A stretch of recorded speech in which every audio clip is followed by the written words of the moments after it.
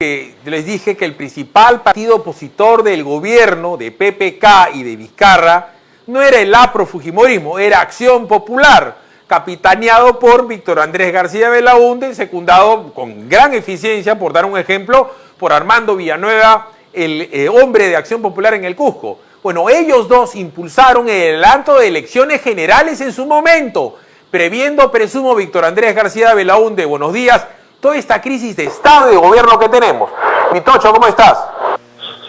¿Qué tal? Buenos días, Philips. Un placer saludarlo.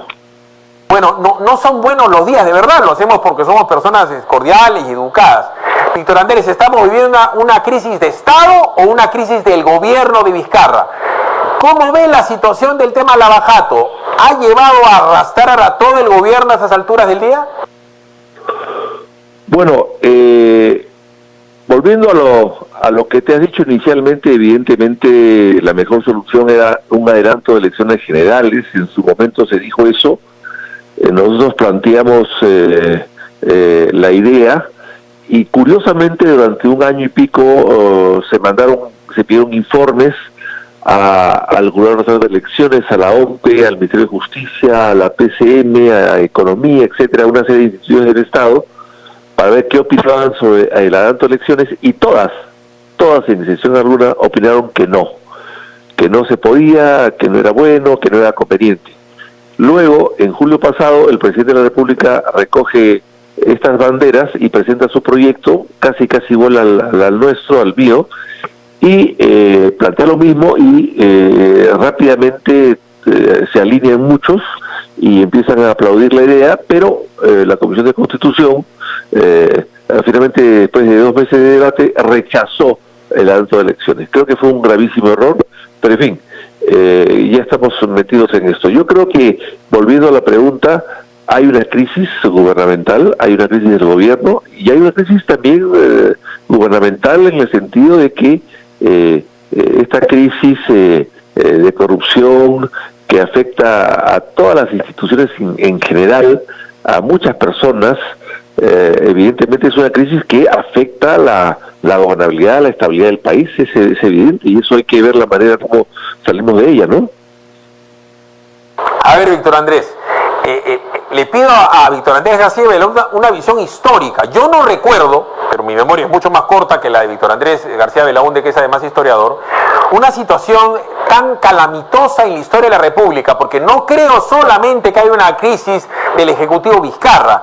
Yo creo que él es rehén de Odebrecht y el Perú es rehén de todo el tema del Club de la Construcción y del caso Lava Jato, porque hay crisis en el Ministerio Público. No ha dicho esta boca es mía con respecto al acuerdo hasta el momento y todo lo que ha pasado la señora Zoraida Ábalos. Zoraida Ábalos quiere votar y meter preso en buen romance al presidente del Poder Judicial, al señor Lecaros, y ellos tienen el acuerdo de colaboración bajo 7 llaves porque el Ejecutivo, la Fiscalía y el Poder Judicial saben lo que ha pasado con el acuerdo, pero hay crisis también en Contraloría, que nunca vio los robos, el Congreso está disuelto. Entonces creo yo que hay una crisis del Estado peruano y sumada a la del gobierno. ¿Cómo hacer para desenmarañar este nudo y que el Perú, que es un país, siga viviendo? Bueno, evidentemente hay una crisis y la crisis se ha agravado. Yo creo que crisis en el Perú ha habido muchas, es difícil saber cuál ha sido peor. Los años 30 también, a la caída de la guía, fue una crisis espantosa. Pero en fin, yo creo que crisis han habido siempre, el 48, el 62, en fin, yo creo que crisis ha habido siempre. Es difícil saber cuál ha sido peor, pero al final se sale de ellas. Y hay que salir de ellas al menor costo posible. En el caso de el Ministerio Público, hay una guerra interna que le hace daño al país y le hace daño al propio Ministerio Público y a la justicia. Y la crisis un poco ha afectado a todos, o afecta a todos, porque es una crisis de corrupción transversal y generalizada. Siempre en el Perú ha habido corrupción, lamentablemente, pero ha habido una corrupción encapsulada o focalizada en un gobierno o en un ministerio o en un ministro o en un poder determinado del Estado. Aquí no, aquí la crisis es porque la corrupción, que ha sido transversal, ha ha sido permanente durante muchos años y ha afectado a 3 o 4 o 5 presidentes y gobiernos y también a otros poderes del Estado. Entonces, la crisis hoy día es un poco más compleja y no se ha luchado contra ella, contra esta corrupción y contra esta crisis de manera consistente, sino de manera sesgada, sectorial nada más, dedicada hacia un aspecto y no hacia el otro. Y creo que eso es parte del problema. Ejemplificar. Yo entiendo que estamos viendo un problema inmenso del tamaño de un bosque, no es un universo de problemas que tenemos. Pero siendo prácticos y sin ser cínicos, este Congreso, en donde está la comisión permanente, el señor Olechea, ha de morir en pocos días y tiene que asumir un nuevo Congreso. Ya el simple hecho de generar una nueva presidencia va a ser un problema si habla el señor Merino de Acción Popular. Acción Popular va a tener que tener una labor protagónica en este nuevo Congreso porque el gobierno no da pie con bola, pero que además ustedes están obligados a ver dos cosas: los decretos de urgencia y la cuestión de confianza en buen romance a este señor Ceballos. La pregunta cae de madura: el hombre que va a manejar a la hora los hilos de la bancada de Acción Popular va a ser Víctor Andrés García Belaúnde, que es el más ducho de todos los populistas en los temas de Congreso. ¿Confía en Vicente Ceballos a estas alturas de la mañana, siendo las 7:48? Bueno, ante todo, la responsabilidad del Congreso disuelto, con todos los errores que se cometieron y excesos, le corresponde a todos, pero en la proporción que manejaron el Congreso, que tuvieron influencia sobre el Congreso. Y los congresos se deciden, como son asambleas populares, se decide pues todo por votación. Acción Popular tuvo el 4% del Congreso pasado, el 4%. Por lo tanto, su responsabilidad debería ser acorde con el porcentaje que tuvo para poder influir en algo en ese manejo. Y en el Congreso que se viene, en el nuevo Congreso, Acción Popular va a tener el 20% del Congreso.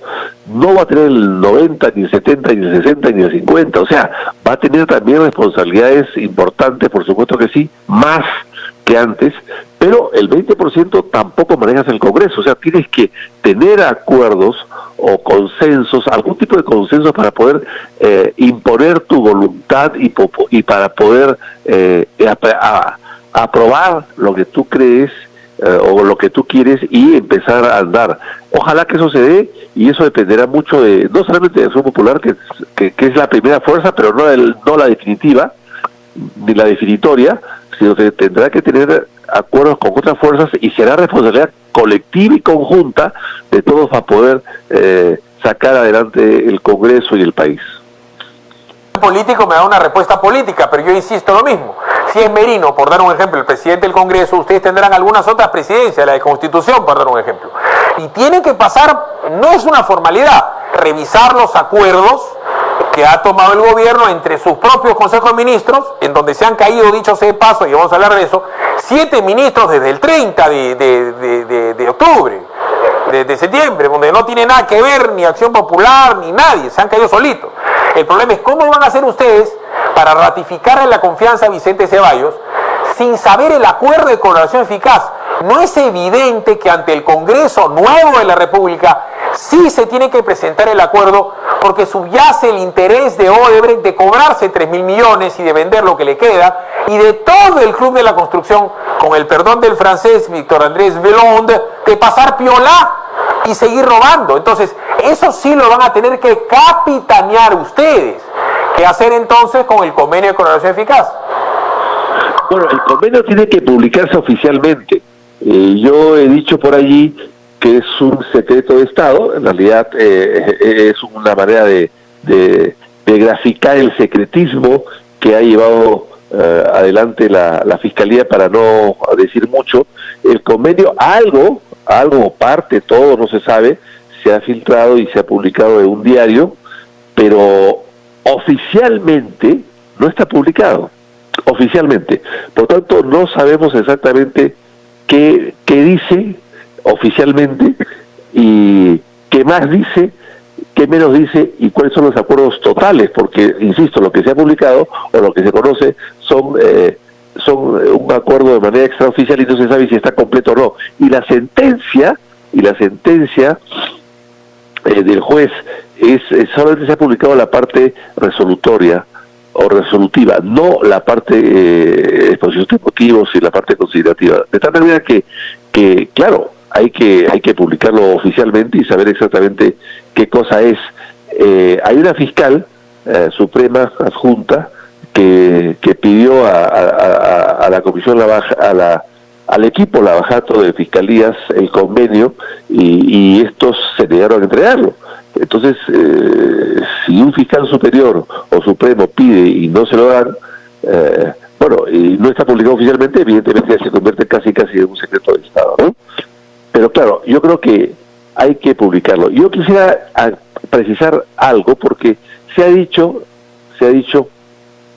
que Ceballos no se podía ir porque se caían los decretos de urgencia, porque no ha recibido todavía la investidura o el voto de confianza del Congreso. Eso no es exacto, En el Perú es un país presidencialista, no es un país parlamentarista, ni es España, ni Italia, ni nada. Es un país donde tú juramentas el cargo de ministro y ya estás investido. La famosa investidura que se realiza en el Congreso después no es propiamente una investidura, sino es una presentación para presentar tu programa de acción o de gobierno y lograr un voto de confianza, pero que es una ratificación en todo caso de la investidura que ya has recibido en el mismo momento que juramentas y te ponen el fajín ministerial. Así que con Ceballos o sin Ceballos, los decretos de urgencia están ahí vigentes, están ahí surtiendo efectos y evidentemente hay que revisarlos y saber cuál es el que se puede quedar y cuál es el que se puede ir. A ver, han repetido hasta la saciedad, tanto todos los fans de Gorriti, como la guaripolera de Vizcarra, como o sea, el club de fans de Cateriano es alucinante, en El Comercio, en La República, en RPP, que ustedes los congresistas, juntos o revueltos, en mayor o menor proporción, han sido obstruccionistas, es decir, ustedes en Acción Popular obstruían Chinchero, por dar un ejemplo. Pero a ver, Daniel Córdoba cae porque se va de Boca. David Tuesta, que era ministro de Economía, que no era cualquier cosa, se va por las idas y vueltas del selectivo al consumo y del IGB, la suba o el alza, y el tema de las asesorías y consultorías que decía que había que cortar. Salvador Heresi se cae porque habló con Inostroza. Mauro Medina se cae por la fuga de Inostroza. Eso no es culpa de Víctor Andrés que se haya fugado Inostroza. Patricia Balbuena porque hay un señor Villacorta que contrataba a su favor siendo viceministro. Cristian Sánchez por el tema de la reforma laboral. César Villanueva se va porque se tenía que seguir silbando bajito porque había un codinome que termina cayendo. Con César Villanueva se va Fiabuela Muñoz, que estaba en el MIDES, Agricultura y después en Ambiente. Y así le puedo decir de Daniel Alfaro, que era un ministro de Educación que no hizo nada por la cartera, Paola Bustamante, que era del MIDIS, de Ollantumala, y se fue a negociar las minas en Las Bambas. Cae Zulema Tomás por incompetente. Francisco Ismoes no fue ministro de Energía y Minas en la historia del Perú. Nadie ha visto un tipo tan incompetente. Y ahora estos últimos, ¿no? Luis Rosén, Vergara, en fin, podría dar 20 nombres más. Pancho Petrosi se fue por Sobón. Flor Pablo Meléndez, Ceballos. Meléndez ha ido por denuncias de corrupción. ¿Dónde estuvo el obstruccionismo del Congreso en cuanto a la labor de gobierno de Vizcarra? Bueno, yo siempre he pensado que no había tal, o sea, si hubo, fue muy descafeinado, ¿no? Y en todo caso, mayor obstruccionismo puede haber existido entonces antes en la parte de primera del gobierno con Kuczynski, pero en el gobierno del presidente Belaúnde del 63 al 68, ahí sí hubo realmente un obstruccionismo muy grande, y cada 5 meses un ministro era censurado. No caían solos, sino el Congreso los tumbaba, y se tumbó inclusive a 2 primeros ministros. Pero, y aún así, se hizo una gran obra, y la gran obra del presidente Belaúnde fue inmensa en ese momento.